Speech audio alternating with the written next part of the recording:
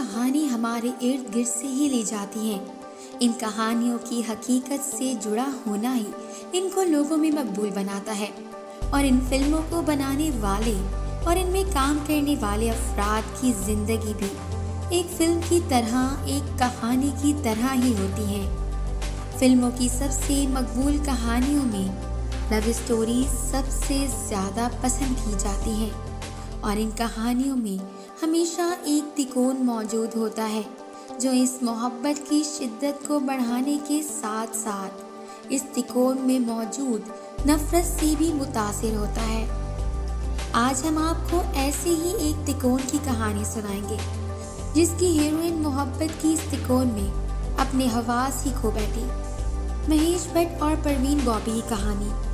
70 کی دہائی کو پروین بابی کے عروج کی دہائی کہا جائے تو ایسا کچھ غلط نہ ہوگا۔ یہ وہ وقت تھا جب پروین بابی کی فلمیں پے در پہ ہٹ ہو رہی تھیں۔ اس وقت میں کبیر بیدی کے ساتھ نظر آنے کے سبب بھی وہ خبروں کی زینت تھی، مگر اچانک ان کی اور کبیر بیدی کی علیحدگی کی خبروں نے اداکارہ کو توڑ کر رکھ دیا۔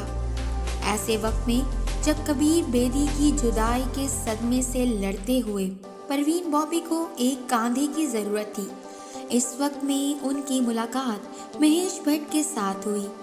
پروین بابی کو ایک ہمدرد کی ضرورت تھی جس کے کاندھے پر سر رکھ کر رو سکے، جبکہ مہیش بھٹ کا ان کے حوالے سے کہنا تھا کہ ان کی پہلی ملاقات پروین بابی سے 1977 میں ہوئی۔ وہ اس وقت بہت اپسیٹ تھی۔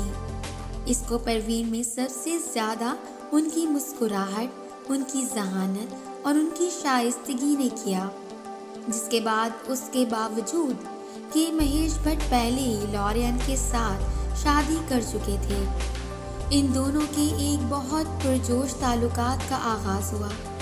محبت تو ختم نہ ہوئی مگر راستے جدا ہو گئے۔ پروین بابی کے حوالے سے کم لوگ ہی اس حقیقت سے واقف تھے کہ پروین بابی بہت ذہین ہونے کے باوجود ورثے میں اپنے والد سے نفسیاتی بیماری کی حامل ہیں۔ اس کا ادراک مہیش بھٹ کو بھی ان کے ساتھ دوستی کے 3 برسوں کے دوران ہوا۔ اس حوالے سے ایک واقعہ بیان کرتے ہوئے مہیش کا کہنا تھا کہ ایک دن جب وہ گھر آئے تو یہ دیکھ کر حیران رہ گئے کہ پروین فل میک اپ کے ساتھ ایک کاسٹیوم پہنے، ہاتھ میں چھری لیے خوف سے کانپتے ہوئے کھڑی ہیں، اور مہیش بھٹ کو دیکھتے ہی جانوروں کی طرح چلانے لگی کہ مجھے چھپا لو، وہ لوگ آ رہے ہیں، وہ ہم دونوں کو مار ڈالیں گے۔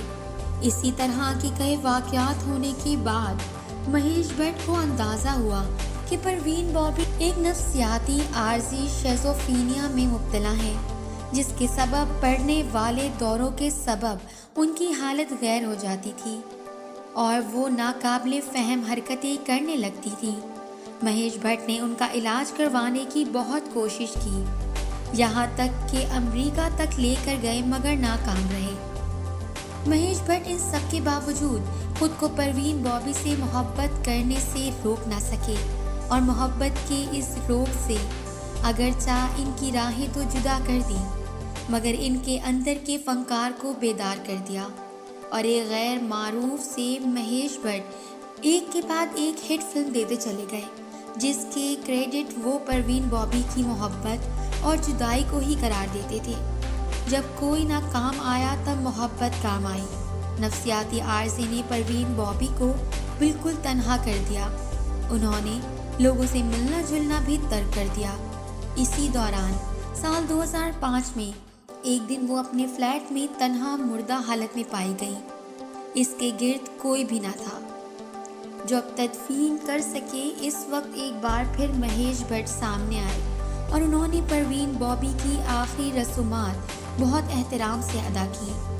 اس موقع پر ان کا کہنا تھا کہ انہوں نے زندگی میں 2 بار پروین بابی کو مرتے دیکھا، ایک بار اس وقت جب وہ اس کے ساتھ تھی اور اس کو نفسیاتی دورہ پڑا تھا، اس نے ان کی زندگی کو مکمل طور پر بدل کر رکھ دیا تھا، وہ تاش کے پتوں کی طرح بکھر گئی تھی۔